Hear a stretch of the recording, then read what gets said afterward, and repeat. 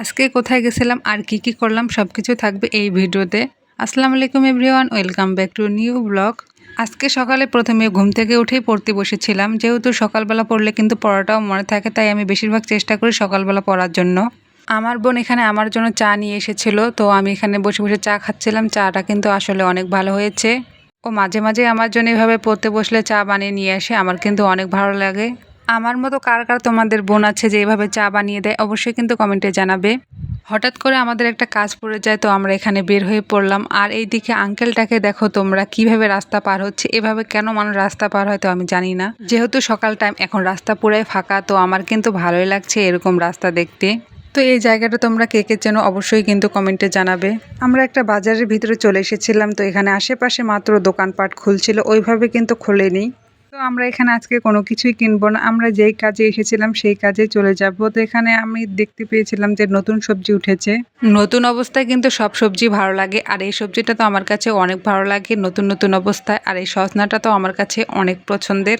তো একটু দামটা বেশি চেয়েছিল, তো এখানে আর কেনা হলো না। তো একজন কিনছিল, তাই আমি একটু ভিডিও করেছিলাম। এখানে সকাল বাড়ার সাথে সাথে কিন্তু লোকজনের প্রচুর ভিড় হয়, আর এই বাজারে কিন্তু অনেক পাইকারি দরে পাওয়া যায়। কোনো একদিন অবশ্যই তোমাদের মাঝে শেয়ার করব।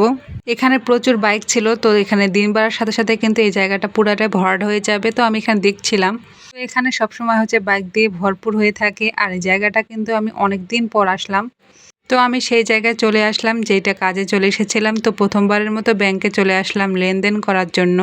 তাই আমি আশেপাশে দেখছিলাম যে সবাই কিভাবে কাজ করে। আগে তো শুধু নাম শুনেছিলাম, কিন্তু ওভাবে আসা হয়নি বা দেখা হয়নি। সকাল সকাল যেহেতু এসেছি, তাই আর এখানে সিরিয়ালে দাঁড়াতে হয়নি। আমি আমার কাজটা তাড়াতাড়ি শেষ করে ফেললাম। তো এখন আমরা বাসার দিকে রওনা দিয়ে দেব। এই রাস্তার কাজটা যে কবে শেষ হবে তো আমি জানি না। এই রাস্তার জন্য অনেক অবস্থা খারাপ হয়ে যায়, অনেক জ্যাম থাকে। এখন আমরা সুন্দর রাস্তা দেখতে দেখতে বাসার দিকে চলে যাচ্ছিলাম। জানলার ধারে বসে কিন্তু এরকম রাস্তা দেখতে কিন্তু ভালোই লাগে, কি বলো তোমরা? এই রাস্তাটা কে কে চেনো অবশ্যই কিন্তু কমেন্টে জানাবে। অনেকে হয়তো চিনে থাকবে এই রাস্তাটা কোথায়। এই রাস্তা দেখে দেখতে আমি চলে যাচ্ছিলাম বাসার দিকে। তো এখানে সামনে একটা ময়লার পাহাড় দেখতে পেলাম। এই ময়লার পাহাড়টা দিয়ে যাওয়ার সময় এত দুর্গন্ধ বের হয়, কি আর বলবো, একবার দম আটকে যায়।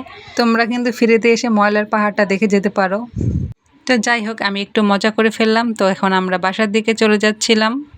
কে কে বলতে পারবে বিকেএসপি কিসের জন্য বিখ্যাত? জানা থাকলে অবশ্যই কিন্তু কমেন্টে জানাবে। তো আমি এই সুন্দর রাস্তা দেখতে দেখতে চলে যাচ্ছিলাম এখন বাসার দিকে। তো আসলে অনেকটা লেট হয়ে গেছে, আমরা এসেছিলাম অনেক আগে। তো এখানে একটা চড়ুই পাখি দেখতে পেয়েছিলাম, পাখিটা অনেক অসুস্থ ছিল, তাই আমার বোন ওকে পানি খাওয়ানোর জন্য এখানে নিয়ে এসেছিল। তো আমি এখানে একটু ওকে দেখছিলাম।